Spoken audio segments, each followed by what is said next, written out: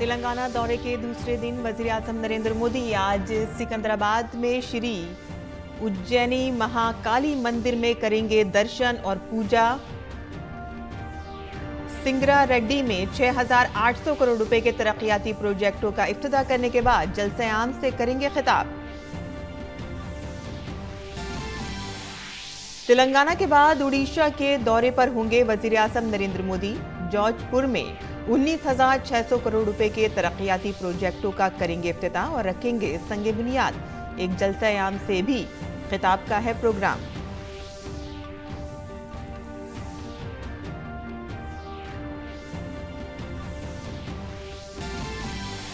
लोकसभा इंतखाबात की हिकमत अमली पर बीजेपी की मुकम्मल तवज्जो। वजीर दाखिला अमित शाह आज महाराष्ट्र में लोकसभा इलेक्शन मैनेजमेंट कमेटी और कोर कमेटी की करेंगे मीटिंग। पार्टी सदर जेपी नड्डा कर्नाटक के चिकोडी में बूथ वर्कर्स को बताएंगे जीत का मंत्र।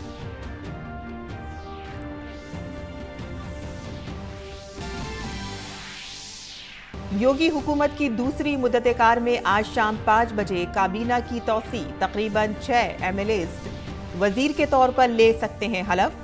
आरएलडी से एक नए चेहरे को भी मिल सकती है जगह।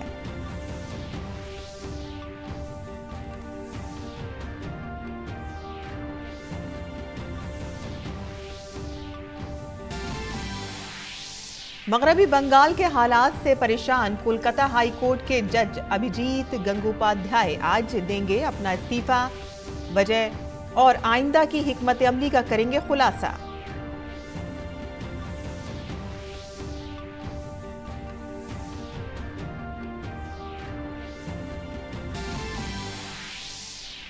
कर्नाटक असेंबली में पाकिस्तान जिंदाबाद के नारे लगाने पर गिरफ्तार मुल्जिमान के खिलाफ कानूनी कार्रवाई शुरू। 6 मार्च तक पुलिस की हिरासत में रहेंगे तीनों मुल्जिमीन।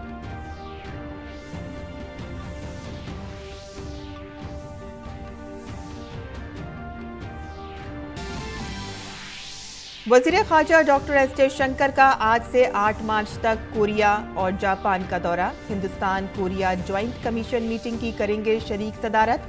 पहले Raisina round table eight Tokyo में भी करेंगे हिस्सा।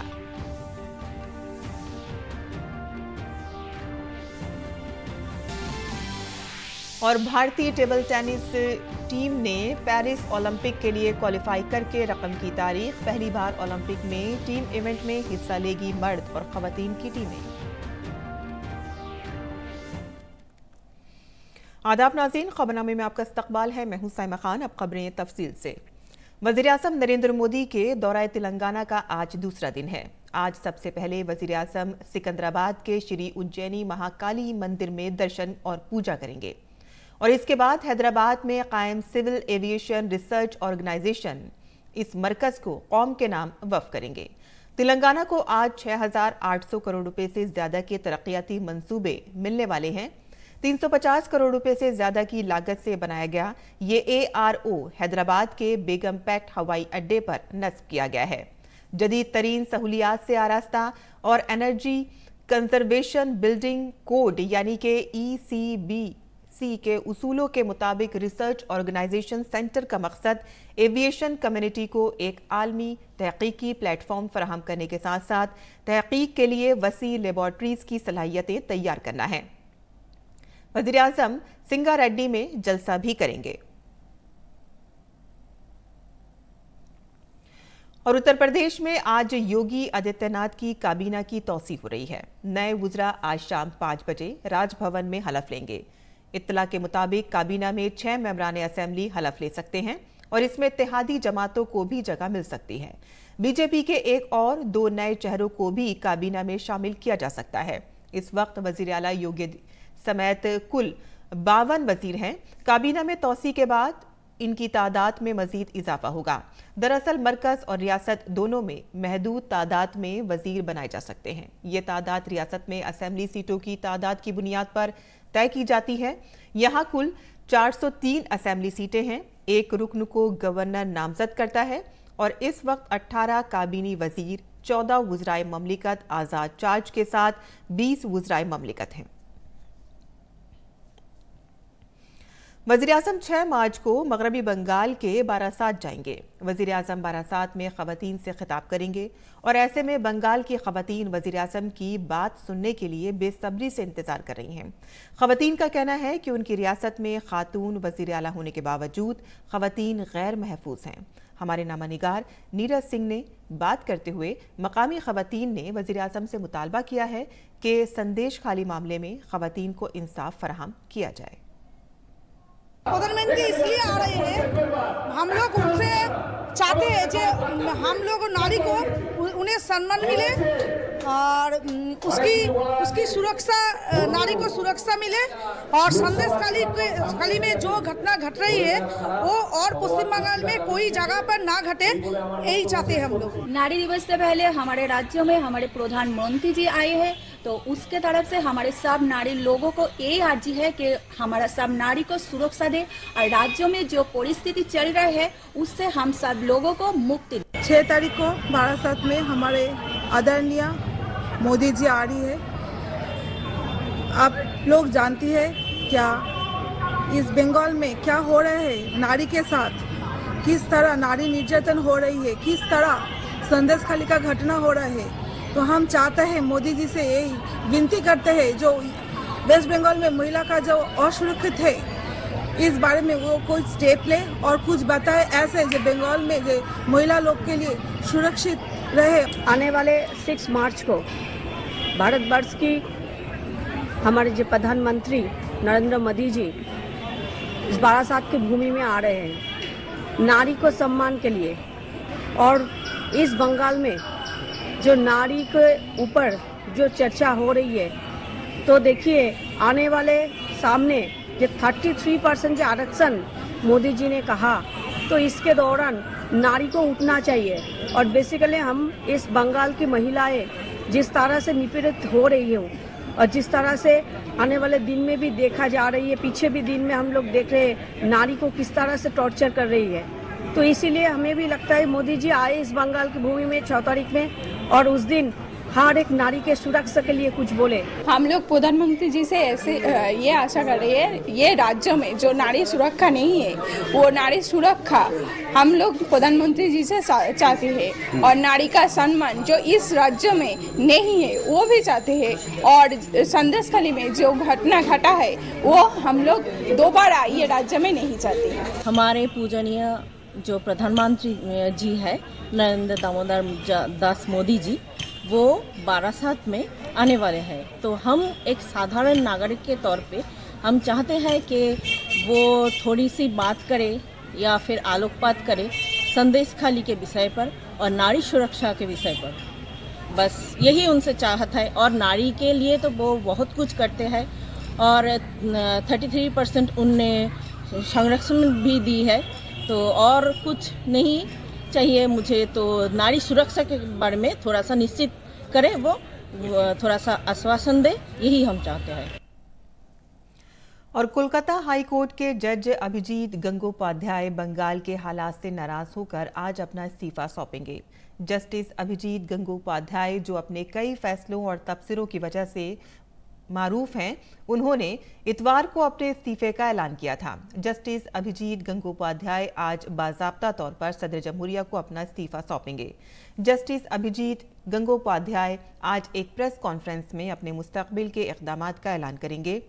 जस्टिस गंगोपाध्याय ने अपनी जिंदगी के 29 साल बतौर वकील गुजारे।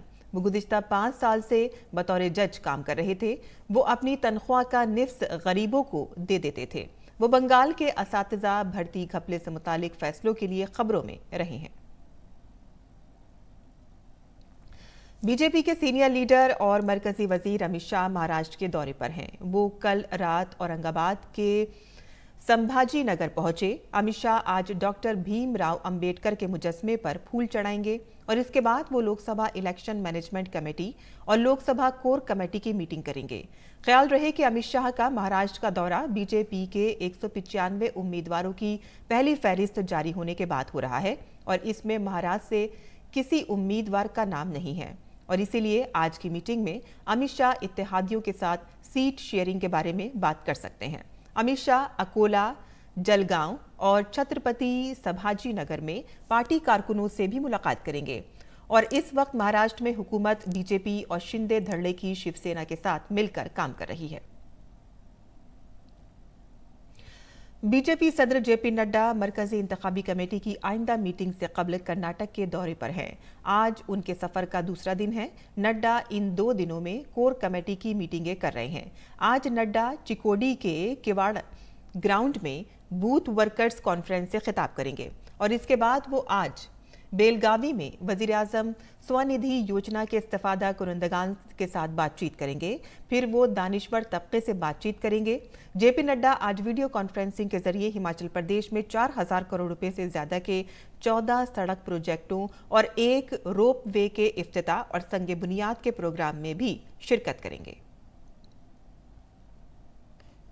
और नाज़रीन, एक बार फिर बता दें कि वजीर आजम के दौरे की तफसील आपको। तेलंगाना के दौरे के बाद वजीर आजम नरेंद्र मोदी आज उड़ीसा के जॉर्जपुर शहर पहुंचेंगे। यहां अपने दौरे के दौरान वजीर आजम 19,600 करोड़ रुपए से ज्यादा के मालियात के कई तरक्याती प्रोजेक्ट कौम के नाम वक्फ करेंगे। इन मंसूबों का ताल्लुक तेल और गैस, रेलवे, सड़कें, ट्रांसपोर्ट, शाहराहों और जौहरी तवानाई के शोबों से हैं। आइए जानते हैं इसकी पूरी तफसील। उड़ीसा का जॉर्जपुर जिला तारीखी दौर के विरसे और सल्तनतों का गवाह रहा है। जॉर्जपुर दरियाए वैतरणी के किनारे वाक़े एक शहर है जो इसका कदीम तरीन और जिंदा वजूद भी है। वज़ीर आज़म नरेंद्र मोदी आज कुदरती वसाइल से मालामाल इस सरजमीन पर पहुंचेंगे और तेल, गैस, कौमी शाहराहों, जौहरी तवानाई और रेलवे के कई स्कीमों का तोहफा देंगे। वज़ीर आज़म पारादीप रिफाइनरी में Indian oil corporation limited mono ethylene glycol project, Paradip से मगरबी बंगाल के हल्दिया तक जाने वाली 344 किलोमीटर लंबी प्रोडक्ट पाइपलाइन का इफ्तिताह करेंगे। वो पारादीप में 0.6 MMTPA LPG दरामदी सहूलत का भी इफ्तिताह करेंगे ताकि मुल्क के मशरकी साहिल पर दरामदी ढांचे को मजबूत किया जा सके। इंडियन ऑयल की 3 महत्वपूर्ण प्रोजेक्ट्स है। इसमें सबसे पहले है हमारा मोनो एथिलीन ग्लाइकोल प्रोजेक्ट, ये पारादीप रिफाइनरी के साथ जुड़ा हुआ है। नेक्स्ट आता है हमारा इंडियन ऑयल की Paradip Somnathpur Haldia product multi product pipeline.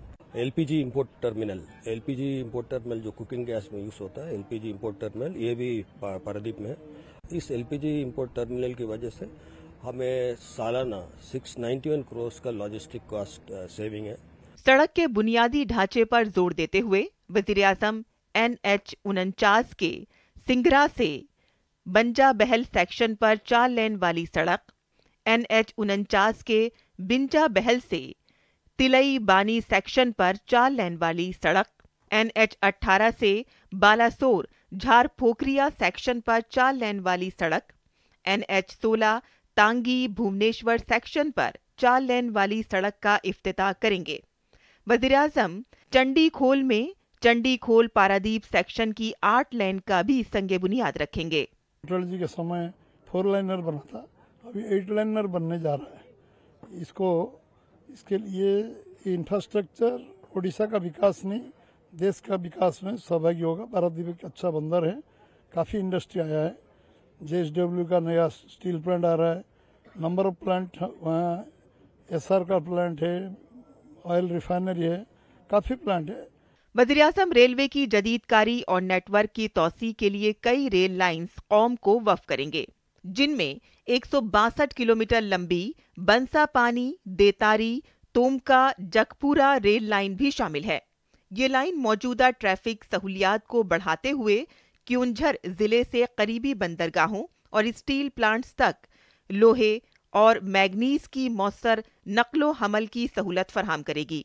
वज़ीर आज़म घरेलू और बैनुल-अक़वामी तिजारत को फ़रोग़ देने के लिए कलिंगा नगर में कॉन्कोर कंटेनर डिपो का भी इफ्तिताह करेंगे। इसके अलावा वो नरला में electric loco periodical overhauling workshop और कांटा बंजी में वैगन लोको पीरियोडिकल हॉलिंग वर्कशॉप और भदुआ पाल में देखभाल की सहूलत का भी संगे बुनियाद रखेंगे। वज़ीर आज़म अपने दौरे के दौरान कई ट्रेन खिदमात को भी झंडी दिखाएंगे।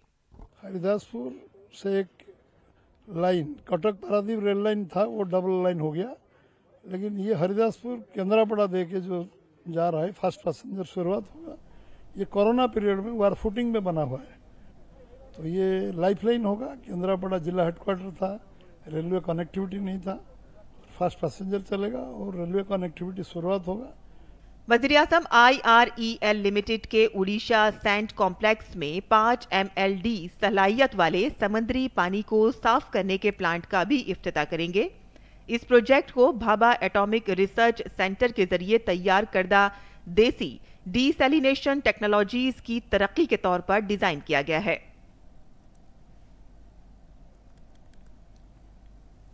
और कर्नाटक असेंबली में पाकिस्तान नवाज नारे लगाने के इल्जाम में बेंगलुरु पुलिस ने 3 अफराद को गिरफ्तार किया है। ख्याल रहे कि इन लोगों पर कांग्रेस लीडर सैयद नसीर हुसैन के राज्यसभा के इंतखाब पर जश्न मनाते हुए असेंबली में पाकिस्तान नवाज नारे लगाने का इल्जाम है। गिरफ्तार मुल्जिमान में अल्ताज जो दिल्ली का रहने वाला है, जिला हावेरी का रहने वाला मोहम्मद नशीपुड़ी और बेंगलुरु का मुनव्वर है, जिन पर पाकिस्तान के हक में नारे लगाने का इल्जाम है। और ये 27 फरवरी को असेंबली कॉरिडोर के अंदर नसीर हुसैन के साथ कैमरे में नजर आए थे। टीवी चैनलों का कहना है कि उन्होंने असेंबली में पाकिस्तान जिंदाबाद के नारे लगाए थे और इसके बाद पुलिस ने आवाज के नमूने फॉरेंसिक साइंस लेबोरेटरी भेजे। ताहम हुकूमत ने अभी फॉरेंसिक रिपोर्ट का इंकशाफ नहीं किया है। एक निजी लेबोरेटरी के वीडियो का सोती तज्जिया किया और कहा है कि आवाज़ें पाकिस्तान के हक में नारे बुलंद कर रही थीं। नासिर हुसैन ने कहा है कि उनके पैरवेकारों ने नासिर साहब जिंदाबाद के नारे लगाए थे। उन्होंने पाकिस्तान के हक में कोई नारा सुनने से भी इनकार किया है। कांग्रेस हुकूमत ने दिफा करते हुए कहा है कि कोई नारा नहीं लगाया गया है और इसके अलावा हुकूमत ने IFSL रिपोर्ट को आम करने से भी इनकार कर दिया है। अपोजिशन ने हुकूमत से FSL रिपोर्ट आम करने का मुतालबा किया है। ताहम तीनों गिरफ्तार मुल्जिमान को अदालत में पेश किया गया और 6 मार्च तक के लिए पुलिस की तहवील में भेज दिया गया है। वज़ीर ख़ारजा डॉक्टर एस जयशंकर का जनूबी कोरिया और जापान का 4 रोज़ा सरकारी दौरा आज से शुरू हो रहा है। वज़ीर ख़ारजा एस जयशंकर सरकारी तौर पर 2 दिन तक कोरिया के दारुल हुकूमत सियोल में क़याम करेंगे और इसके दौरान वो जनूबी कोरिया के वज़ीर ख़ारजा के साथ 10वें हिंद जमहूरिया कोरिया मुश्तरका कमीशन की मीटिंग में हिस्सा लेंगे। वो कोरिया के आला हुक्काम, थिंक टैंक्स और भारतीय बिरादरी से भी मुलाकात करेंगे और इनमें से कुछ मुलाकातों में दोनों ममालिक के दरमियान सेमीकंडक्टर के कारोबार को बढ़ाने के बारे में बातचीत होगी। जनूबी कोरिया के बाद वज़ीर ख़ारजा एस जयशंकर 6 से 8 मार्च तक टोक्यो में रहेंगे और 16वें हिंद जापान वज़ीर ख़ारजा स्ट्रेटेजिक डायलॉग के दौरान यहाँ सेमीकंडक्टर्स पर भी तबादला ख्याल होने का इम्कान है और बातचीत में दिफा, digital technology, semiconductor supply chain, साफ व शफाफ तवानाई, तेज रफ्तार रेल, सनती मसाबका और कनेक्टिविटी जैसे उमूर पर तबादला ख्याल किया जाएगा। वज़ीर ख़ारजा डॉक्टर एस जयशंकर और उनके जापानी हम मनसब के दरमियान 2 तरफ़ा इलाक़ाई और आलमी अहमियत के मसाइल पर भी बातचीत मुतवक्क़ा है।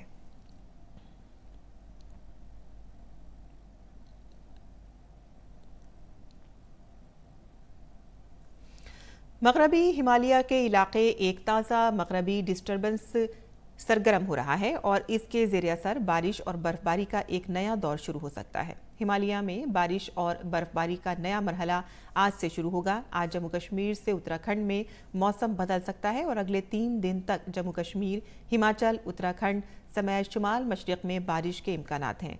वेस्टर्न डिस्टर्बेंस के असर की वजह से मशरिकी मध्य प्रदेश, शुमाली तमिलनाडु और मगरबी बंगाल और सिक्किम में आइंदा 1 या 2 दिनों तक हल्की बारिश का इम्कान है। और बैनुल-अक़वामी खबरों में इजरायली फ़ौज ने एक फ़िज़ाई फुटेज जारी की है। वीडियो के मुताबिक इजराइल ने मिलिट्री कॉम्प्लेक्स और हिजबुल्लाह के ढांचे को निशाना बनाया। फ़ौज के टेलीग्राम चैनल पर एक पोस्ट में कहा गया है कि पीर की सुबह सरहदी इलाके में रॉकेट दागे जाने के जवाब में कुछ अहदाफ को निशाना बनाया गया और इसी दिन बाद में फुटेज में दिखाया गया है कि इजराइल का फ़िज़ाई दिफाई निज़ाम शुमाली इजराइल में रॉकेटों को रोकता है। दरअसल हिजबुल्लाह और इजराइल की कई महीनों से एक दूसरे पर फायरिंग कर रही हैं और साबिक अमेरिकी सदर डोनाल्ड ट्रंप को राहत मिल गई है। दरहकीकत अमेरिकी अदालत ने कोलोराडो की एक अदालत के फैसले को कलअदम करार दे दिया है, जिसने ट्रंप पर सदारती इंतखाबात 2024 के लिए प्राइमरी वोटिंग में हिस्सा लेने पर पाबंदी आयद कर दी थी। कोलोराडो की अदालत ने अमेरिकी आईन की 14वीं तरमीम के ज़ाब्ता 3 का इस्तेमाल करते हुए ट्रंप को नाअहल करार दिया था। ये दिफात उन लोगों को सरकारी ओहदों तक पहुंचने से रोकती हैं। रियासती अदालत ने इन्हें कैपिटल हिल्स फसादात की बुनियाद पर कोलोराडो के प्राइमरी इंतखाबात से नाअहल करार दे दिया था। कोलोराडो की अदालत ने पाया था कि ट्रंप ने अपने हामियों के जरिए 6 जनवरी 2021 को यूएस कैपिटल हिल्स पर हमले को भड़काकर और उसकी हिमायत करके बगावत में हिस्सा लिया। डोनाल्ड ट्रंप के हक में सुप्रीम कोर्ट के फैसले पर कोलोराडो के बाशिंदों ने रद्द-ए-अमल का इजहार किया है। उन्होंने कहा है कि ये एक तरह से खौफनाक है। और करेबियाई मुल्क हैती की हुकूमत ने मुल्क में 72 घंटे की इमरजेंसी का ऐलान कर दिया है। एक हफ्ते से जारी तशद्दुद के पेश नज़र इमरजेंसी नाफिज करने का फैसला किया गया है। दरियासना डोमिनिकन रिपब्लिकन के सदारती लुइस एबनार्ड ने कहा है कि मुल्क पनाह गुज़ीन कैंपों के क़याम को कभी कबूल नहीं करेगा। लुइस ने यह भी कहा है कि उनकी हुकूमत हैती के साथ सरहद पर अमन की सतह को यकीनी बनाने के लिए इक़दाम करेगी। दरअसल कई सरकारी इदारों पर मुसल्लह अफराद के हमला किया था। उन्होंने एक जेल पर हमला किया जिसके नतीजे में हज़ारों कैदी फरार हो गए और एक गैंग लीडर ने वज़ीर आज़म एरिल हेनरी को हटाने का मुतालबा भी किया। मूसलाधार बारिश की वजह से शुमाल मगरबी अर्जेंटीना के शहर कोरिएंटेस में सैलाब आ गया है। कोरिएंटेस सूबे में 800 से ज़ायद अफराद को महफूज मकामात पर मुंतकिल किया गया है। कोरिएंटेस रियासत के गवर्नर ने कहा है कि शहर में 300 मिलीमीटर बारिश हुई है और इस वाक़े को शहर की बदतरीन मौसमियाती आफत भी कहा गया है। और खेल की खबरों में भारत की मर्दों और ख़वातीन की टेबल टेनिस टीमों ने पेरिस ओलंपिक के लिए क्वालिफाई कर लिया है। ये पहला मौका है कि जब भारतीय टीम ने अपनी आलमी दर्जेबंदी की बुनियाद पर ओलंपिक के लिए क्वालिफाई किया है। वर्ल्ड टीम चैंपियनशिप के फाइनल के बाद टीम इवेंट में 7 क्वालिफाइंग स्पॉट्स रह गए थे जिन्हें आलमी दर्जेबंदी की बुनियाद पर दिए गए हैं। ये पहला मौका है कि जब भारत ओलंपिक में टेबल टेनिस के टीम इवेंट में हिस्सा लेगा। टीम इवेंट का आगाज 2008 के बीजिंग ओलंपिक से हुआ था।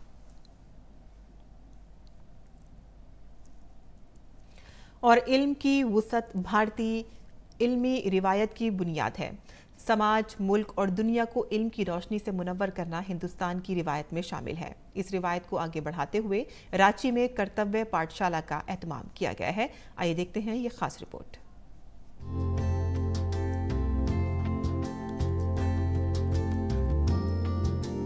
स्क्रीन पर दिखाई पड़ रही ये तस्वीर किसी स्कूल की नहीं है, लेकिन राजधानी रांची की भीड़भाड़ से अलग पुरसुकून माहौल में सजी ये पाठशाला किसी अच्छे स्कूल से ज्यादा अच्छा है। वो इसलिए कि यहाँ बच्चों को सिर्फ किताबी मालूमात नहीं बल्कि जिंदगी जीने का सलीका और बेहतर शहरी बनने के गुर भी सिखाए जा रहे हैं। ये पाठशाला हर इतवार और छुट्टी के दिनों में सजती है। आज से ठीक 1 साल पहले सिर्फ 15 बच्चों से शुरू हुई पाठशाला का कुंबा अब काफी बड़ा हो गया है। इसे शुरू करने वाले नौजवानों ने इसे कर्तव्य पथ नाम दिया है, जो इस पर सादिक आता है। एक सेंटर पे जब हमें असर दिखने लगा तो हमने यहीं पास में 100 मीटर दूर पे दूसरा सेंटर चालू किया। एक और सेंटर है आधा किलोमीटर दूर, कठल टोली बोलते हैं वहाँ पे। फिर हमने चौथा सेंटर बीआईटी मशरा में चालू किया है। और पर्पस यही है कि जितना मैक्सिमम सेंटर्स हम लोग शुरू करें जो सस्टेनेबल हो, एक बार शुरू हो तो लगातार चलता रहे, वहाँ के बच्चे सीखें। हम लोग बहुत रेगुलरली इस चीज़ को चेक करते हैं, टेस्ट करते हैं कि जो बच्चे आ रहे हैं वो सीख पा रहे हैं कुछ कि नहीं। सेंटर्स बढ़ते जाएं, बच्चे इन्वॉल्व होते जाएं और वो सीखते जाएं।